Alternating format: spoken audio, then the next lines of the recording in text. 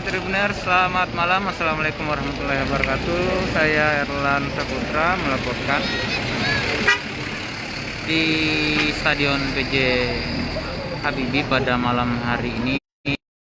Para supporter PSM Makassar tampak masih memadati Stadion PJ Habibie, baik itu di dalam stadion maupun di luarnya. Tepat saya berada ini di pintu masuk PJ Habibie. Oke, kembali lagi di Gunners. Oke, di mana pada malam tampaknya supporter Makassar akan menggelar pawai untuk memeriahkan kemenangan atau juara. Baik, kembali lagi Tribuners, karena mohon maaf karena di stadion ini agak kurang bagus atau tidak stabil jaringan HP ya, sehingga mohon maaf sekali kalau jaringan agak melek ya. Oke, jadi suasana terkini di luar Stadion PJ Habibie. Tampaknya ada kejutan khusus yang akan dilakukan oleh para supporter.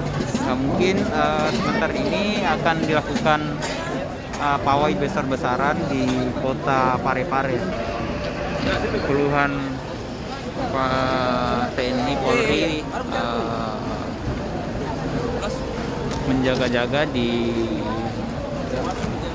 sepanjang sisi Stadion PJ Habibie. Konferensi pers goreng dalam kayaknya. Konferensi pers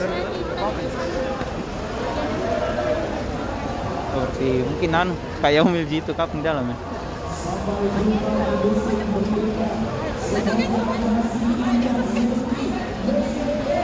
Jadi asap ini adalah petasan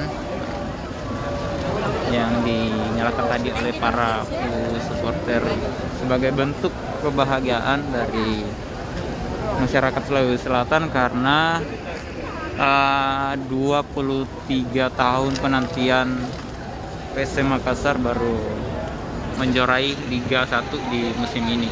Terakhir itu PSM juara Liga 1 pada musim dari 1-9 dan tahun 2000. Kala itu yang menjadi manajer pelatih adalah Nurdin Halid.